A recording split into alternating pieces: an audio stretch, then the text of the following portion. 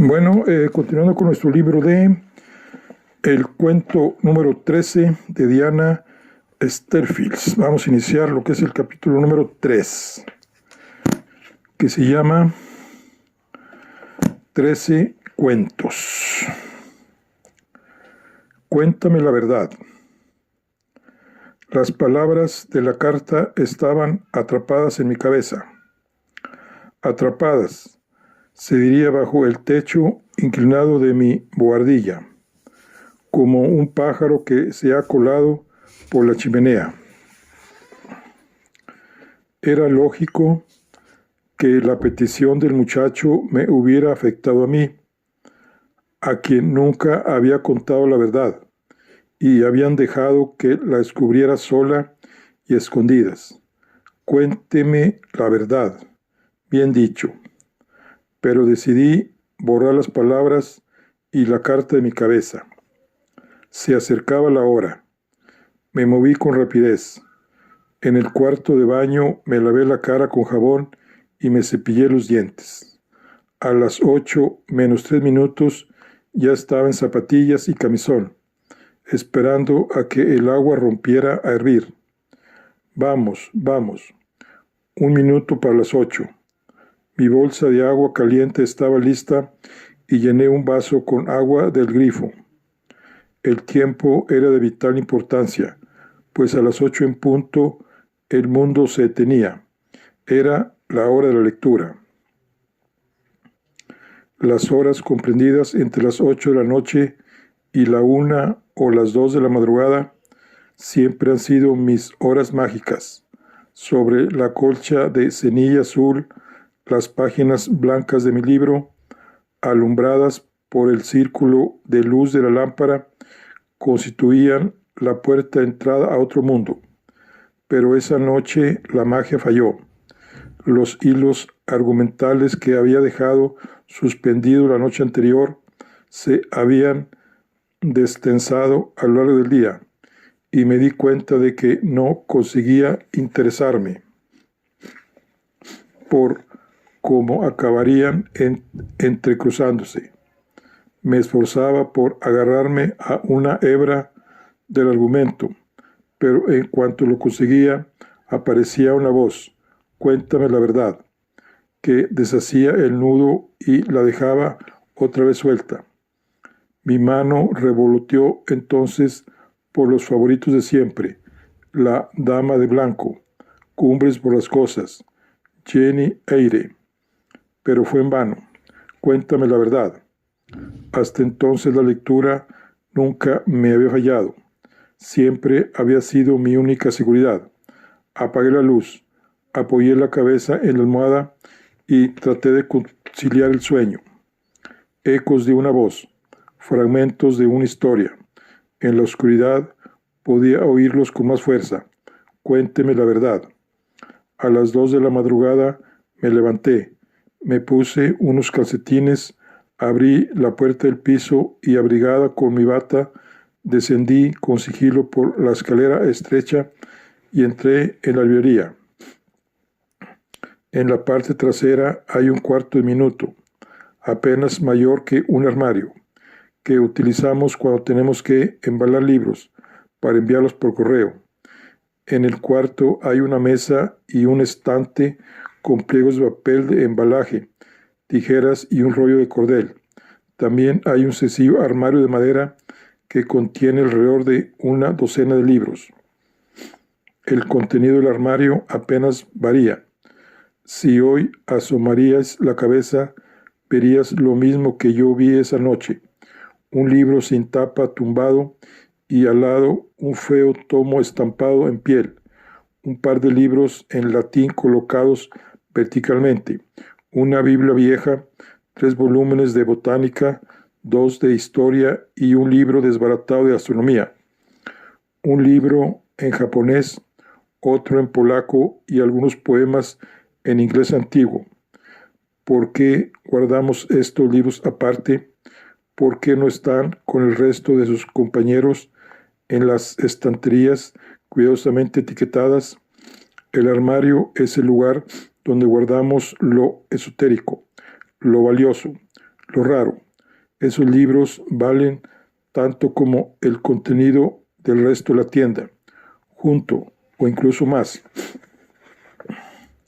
El libro que yo iba buscando, un pequeño ejemplar de tapa dura de unos 10 centímetros por 15, editado hace apenas 50 años, desentonaba al lado de todas esas antigüedades. Había aparecido en el armario 2 meses atrás. Imaginaba que por un despiste de papá, y era mi intención preguntarle uno de estos días por él y asignarle otro lugar. No obstante, por si las moscas, me puse los guantes blancos. Siempre tenemos guantes blancos en el armario para utilizarlos cuando manipulamos los libros, porque por una extraña paradoja, si bien los libros adquieren vida cuando los leemos, la grasa de nuestras yemas los destruyen cuando pasamos las páginas. En cualquier caso, en su cubierta en rústica impecable y las esquinas intactas, el libro parte de una popular serie bastante bien editada por un sello, ya desaparecido. Se encontraba en buen estado, un atractivo ejemplar y una primera edición, pero no la clase de libro que podría considerarse un tesoro. En los mercadillos benéficos y las ferias de los pueblos se venden otros ejemplares de esta misma serie por solo unos peñiques. La cubierta en rústica era verde y crema. Un dibujo uniforme que semejaba las escamas de un pez formaba el fondo, y encima había 2 rectángulos lisos, uno para la silueta de una sirena y otro para el título y el nombre de la autora. 13 cuentos de cambio y desesperación, de Vida Winter. Cerré el armario, devolví la llave y la linterna a su lugar y regresé a la cama con el libro en mi mano enguantada. No pretendía leerlo, y lo digo en sentido literal. Unas cuantas frases era cuanto necesitaba, algo que fuera lo bastante impactante, lo bastante fuerte para acallar las palabras de la carta que seguían resonando en mi cabeza. Un clavo saca otro clavo, dice la gente. Un par de frases, quizá una página, y podría conciliar el sueño. Hola.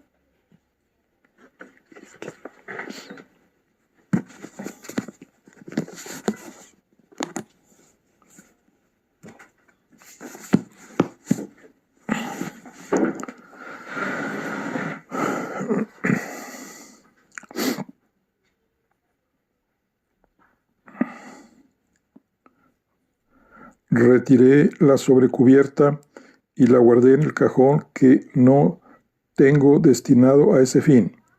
Incluso con guantes, toda precaución es poca. Abrí el libro e inspiré. El olor de los libros viejos, tan afilado y seco que puedes notar su sabor. El prólogo, solo unas palabras, pero mis ojos, al peinar la primera línea, quedaron atrapados. Todos los niños mitifican su nacimiento. Es un rasgo universal. ¿Quieres conocer a alguien? Su corazón, su mente, su alma. Pídele que te hable de cuando nació. Lo que te cuente no será la verdad, será una historia. Y nada es tan revelador como una historia. Fue como sumergirse en el agua. Campesinas y príncipes, alguaciles e hijos de panaderos, mercaderes y sirenas. Los personajes enseguida se volvían familiares. Había leído esas historias 100 veces, 1000 veces. Todo el mundo conocía esas historias, pero poco a poco, a medida que leía, su familiaridad se iba desvaneciendo. Se convertían en seres extraños, se convertían en seres nuevos. Esos personajes no eran los maniquís coloreados que yo recordaba de los libros ilustrados de mi infancia, que representaban mecánicamente la historia una y otra vez. Eran personas. La sangre me manó del dedo de la princesa cuando tocó la rueca, era húmeda, y le dejó en la lengua un sabor acerado cuando se lamió el dedo antes de dormirse.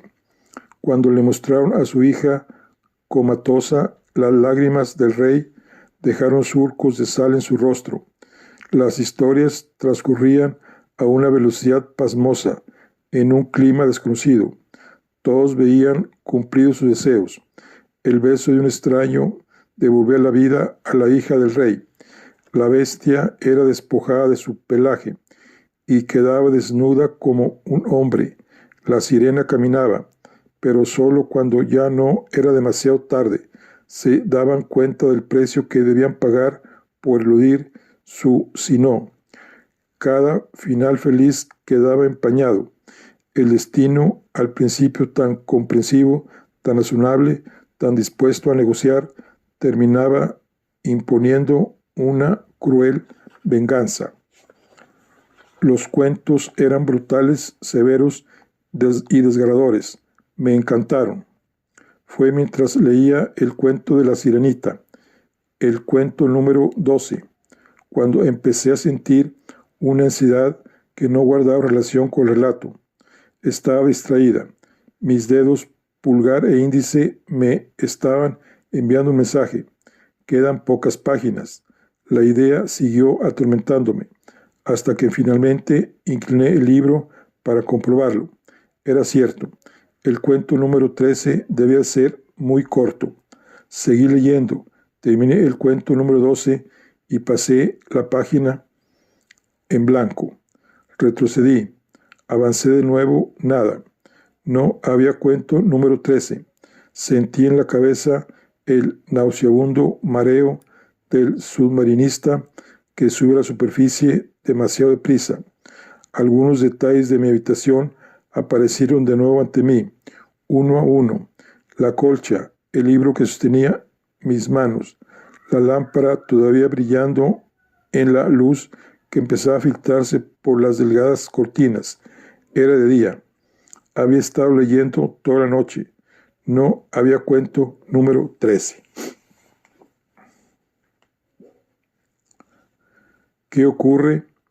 Pregunté, entrando como una flecha. Mi padre se encontraba en la librería, sentado ante el mostrador con la cabeza hundida entre las manos. Me oyó bajar y levantó la vista. Estaba pálido. ¿Qué ocurre? Pregunté, entrando como una flecha. La conmoción le impedía hablar. Alzó las manos en un gesto mudo de desesperación, antes de volver a dejar lentamente sobre sus ojos horrorizados. Se le escapó un gemido. Mi mano revoloteó sobre su hombro, pero como no tengo costumbre de tocar a la gente, finalmente cayó sobre la chaqueta que papá había echado en el respaldo de la silla. ¿Puedo hacer algo por ti?, le pregunté. Cuando papá habló, su voz sonó cansada y trémula. Tenemos que llamar a la policía. Enseguida. La policía, papá, ¿qué ha ocurrido? Nos han robado. Lo dijo como si fuera el fin del mundo. Desconcertada, miré a mi alrededor. Todo estaba en orden. Los cajones no estaban forzados, ni las estanterías revueltas, ni la ventana rota. El armario, dijo, y entonces empecé a comprender. Los 13 cuentos, te diré con firmeza. Arriba, en casa, lo tomé prestado. Papá levantó los ojos. Su mirada era una mezcla de alivio y estupefacción. ¿Lo tomaste prestado? Sí. ¿Que lo tomaste prestado? Sí. Le miré extrañada. Yo siempre tomaba prestados libros de librería, y él lo sabía de sobra. Pero, vida Winter, entonces comprendí que le debía una explicación. Yo leo novelas antiguas. La razón es simple. Prefiero un desenlace como es debido. matrimonios y muertes, sacrificios nobles y recuperaciones milagrosas, separaciones trágicas y reencuentros inesperados, grandes caídas y sueños cumplidos. He ahí, en mi opinión, desenlaces que hacen que la esperanza merezca la pena. Deben producirse después de aventuras, riesgos, peligros y dilemas, y tener una conclusión clara, sin cabos sueltos, y como esa clase de desenlaces es más frecuente en las novelas antiguas que en las modernas. Solo leo novelas antiguas. La literatura contemporánea es un mundo casi desconocido para mí. Mi padre me lo ha reprochado a menudo en nuestras charlas diarias sobre libros. Él lee tanto como yo, pero su lectura es más variada y sus opiniones me merecen un gran respeto. Con palabras precisas, cuidadosamente elegidas, me ha descrito la bella desolación que siente al terminar una novela cuyo mensaje es que el sufrimiento humano no tiene fin, que solo queda resistir. Me ha hablado de finales discretos, que sin embargo permanecen más tiempo en la memoria que desenlaces más llamativos y arrebatados. Me ha explicado por qué la ambigüedad le llega más al corazón que los finales de muerte y matrimonio que yo prefiero.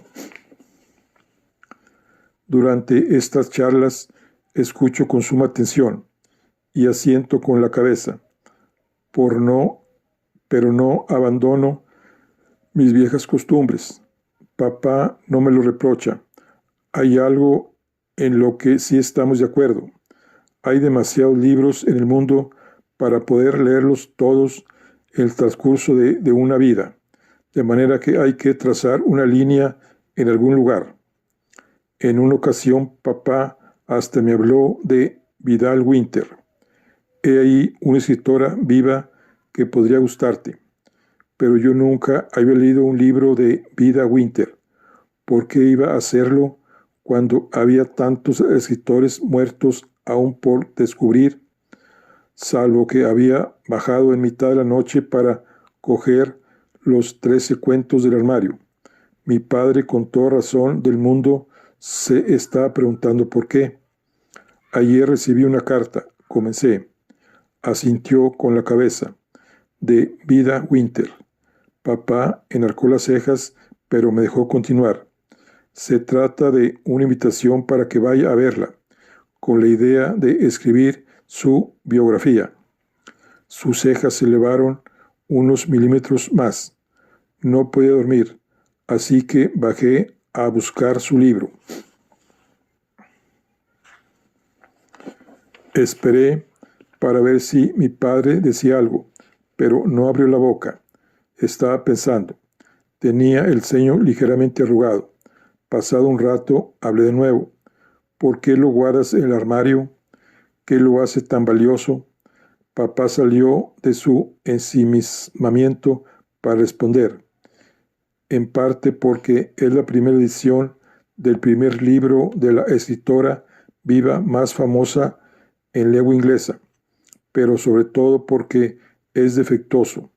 Las ediciones posteriores se titulan Cuentos de Cambio y Desesperación. No figura ningún número 13. Imagino que ya habrás reparado en que solo hay 2 historias. Asentí con la cabeza. Al principio, he de suponer, debían de haber sido 13.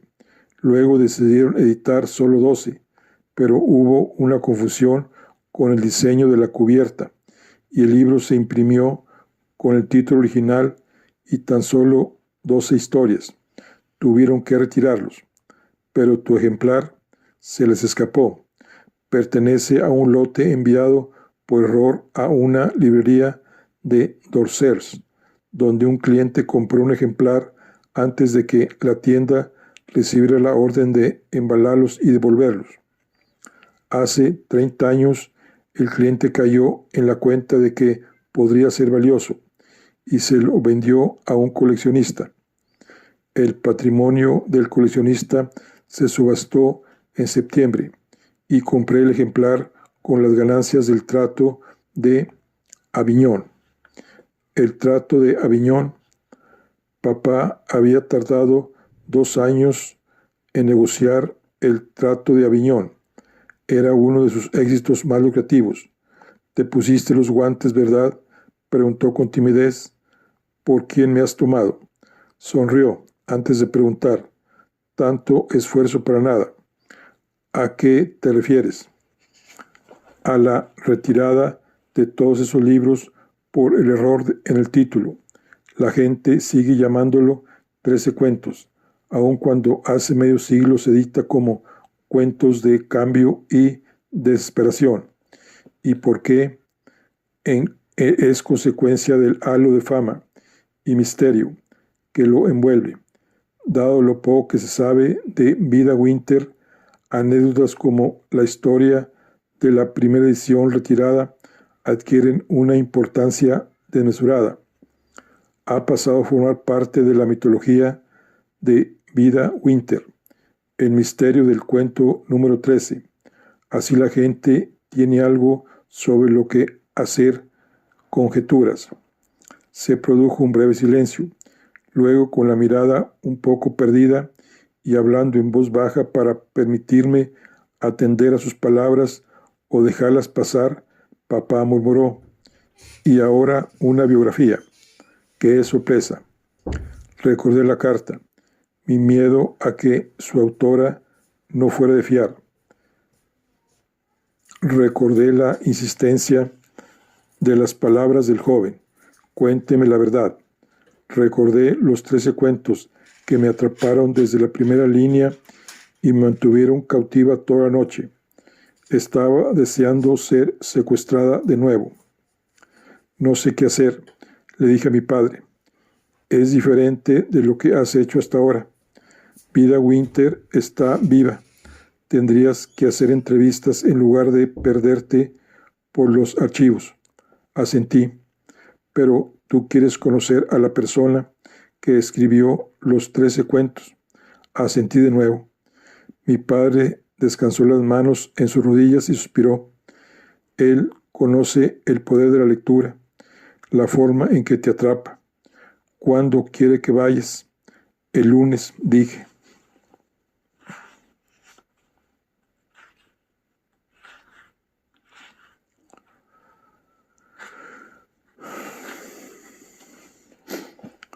Te llevaré a la estación, vale. Gracias. Y, sí, puedo tomarme unos días libres. Debería leer un poco más antes de presentarme ahí. Sí, dijo papá con una sonrisa que no logró ocultar su inquietud. Por supuesto. A renglón seguido tuvo lugar uno de los periodos más maravillosos de mi vida adulta. Por primera vez tenía en mi mesita de noche una montaña de libros en rústica brillantes, sin estrenar, comprados en una librería normal. Ni una cosa ni otra de Vida Winter. 2 veces es para siempre, de Vida Winter. Obsesiones, de Vida Winter. Fuera del arco, de Vida Winter. Reglamento de la aflicción, de Vida Winter. La niña del cumpleaños, de Vida Winter. Y la función de marionetas, de Vida Winter. Las cubiertas, todas ellas del mismo artista, irradiaban fuerza y poder, naranjas y escarlatas, doradas y violetas, intensos. También había comprado un ejemplar de Cuentos de Cambio y Desesperación. El título parecía desnudo sin el 13, que convierte el ejemplar de mi padre en un libro tan valioso. Ya lo había devuelto al armario. Como es lógico, siempre esperamos algo especial cuando leemos por primera vez a un autor, y los libros de la señorita Winter producían en mí el mismo estremecimiento que había sentido cuando descubrí los diarios de los Landiers, por poner un ejemplo. pero se trataba de algo más.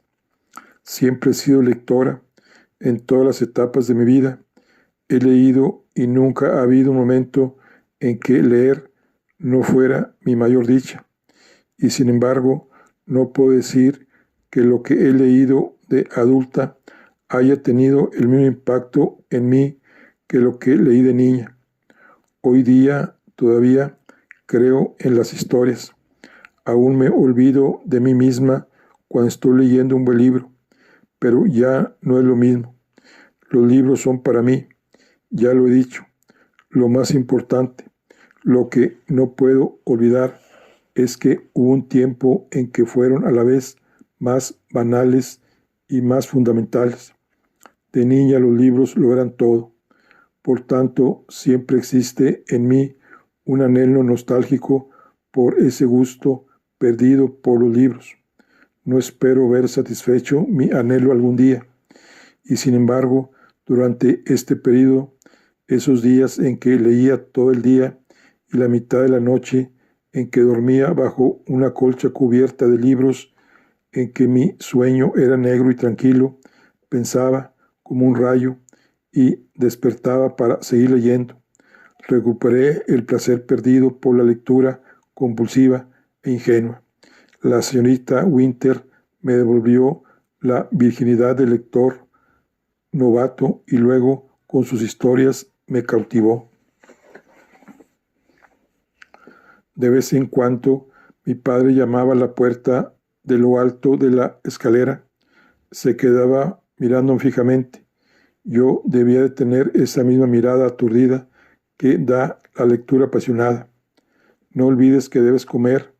De acuerdo, decía mientras me tendía una bolsa con comida y una botella de leche. Me habría gustado quedarme para siempre en mi buhardilla con esos libros, pero si quería ir a Yorkshire para conocer a la señorita Winter, debía emprender otra tarea. Abandoné la lectura durante un día para ir a la biblioteca. En la sala de lectura de prensa busqué reseñas de las últimas novelas de la señorita Winter en la sección de libros de los periódicos nacionales. Con cada nuevo libro que salía al mercado, la señorita Winter convocaba a varios periodistas a un hotel de Harrogate, donde lo recibía uno a uno y les daba por separado lo que ella llamaba la historia de su vida. Debe de haber decenas de esas historias, puede que centenares. Encontré unas 20 sin buscar demasiado. Tras la publicación de Ni una cosa ni otra, la señorita Winter se convirtió en la hija secreta de un sacerdote y una maestra. Un año después, en el mismo periódico, promocionó Obsesiones, contando que era la hija clandestina de una cortesana parisina. Para la función de marionetas en diferentes periódicos, fue una huérfana criada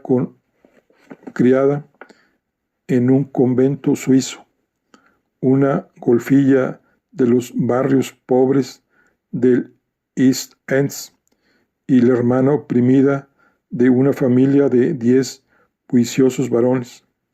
Me gustó especialmente aquella en que tras ser separada por error de sus padres misioneros escoceses en la India, sobrevivió en las calles de Bombay, ganándose la vida como contadora de cuentos.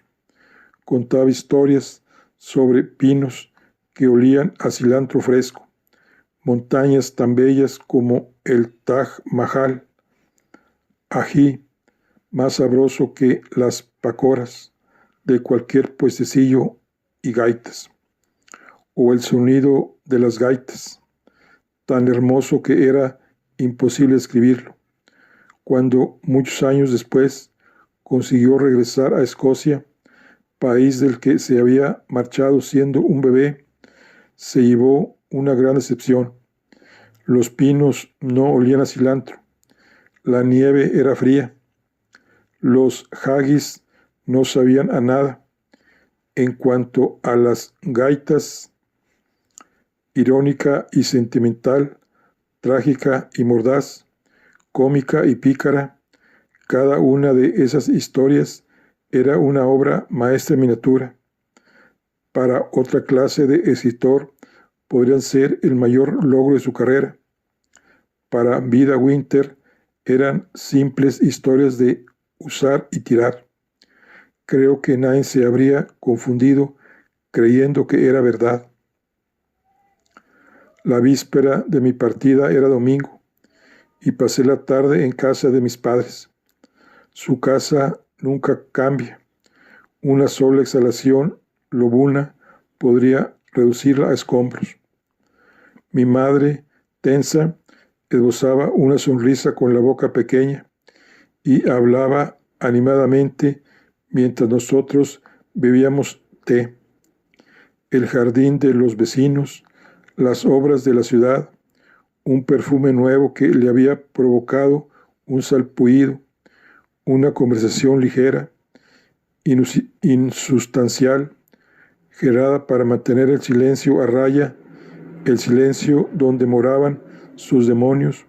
Su actuación era buena, nada que revelara que a duras penas soportaba salir de casa, que el más mínimo acontecimiento inesperado le provocaba migraña, que no podía leer un libro por temor a las emociones que pudiera despertarle. Papá y yo esperamos a que mamá se marchara a preparar otra tetera para hablar de la señora Winter. No es su verdadero nombre, le dije. Si lo fuera, sería más fácil investigar sobre ella. Toda la gente que lo ha intentado ha desistido por falta de datos. Nadie conoce el más mínimo detalle sobre Vida Winter. Qué extraño.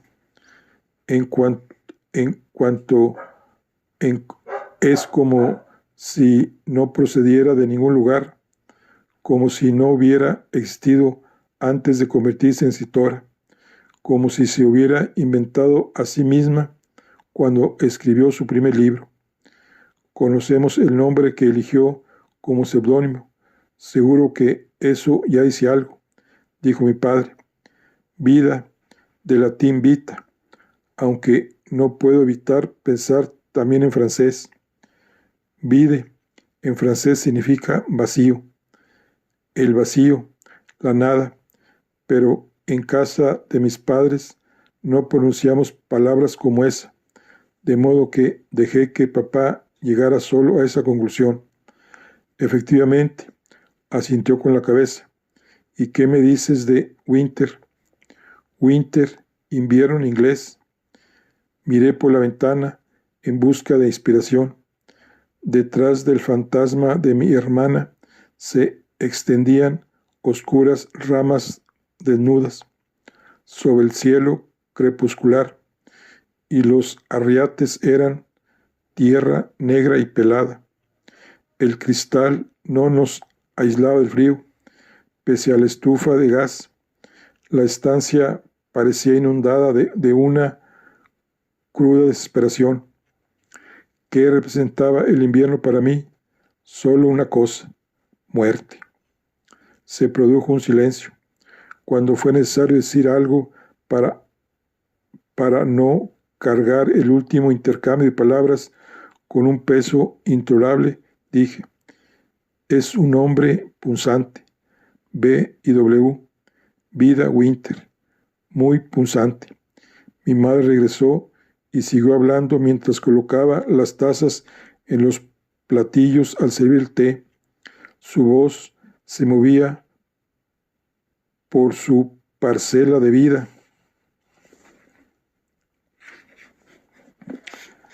Estrechamente controlada, con la misma desenvoltura que si midiera 3 hectáreas. Mi mente empezó a vagar. Sobre la repisa de la chimenea descansaba el único objeto de la habitación que podía considerarse decorativo: una fotografía. De vez en cuando mi madre dice que la guardará en un cajón para protegerla del polvo, pero a mi padre le gusta verla y dado que rara vez le lleva la contraria, mi madre cede en esto. Es la fotografía de una joven pareja de recién casados. Papá está igual, discretamente atractivo, de ojos oscuros y pensativos. Los años no pasan para él. La mujer resulta casi irreconocible. Una sonrisa espontánea, risa en los ojos, ternura en la mirada que dirige a mi padre. Parece feliz. Las tragedias lo cambian todo. Yo nací y la mujer recién casada de la foto desapareció. Miré por la ventana el jardín muerto. Contra la luz menguante, mi sombra rondaba en el cristal mirando la habitación muerta. ¿Qué pensará de nosotros? Me pregunté. ¿Qué opinará de nuestros esfuerzos por convencernos de que eso era vida y que la estábamos viviendo de verdad? Bueno, aquí concluimos lo que es el capítulo número 3, que es 13 cuentos. Nos vemos en la siguiente. Hasta luego.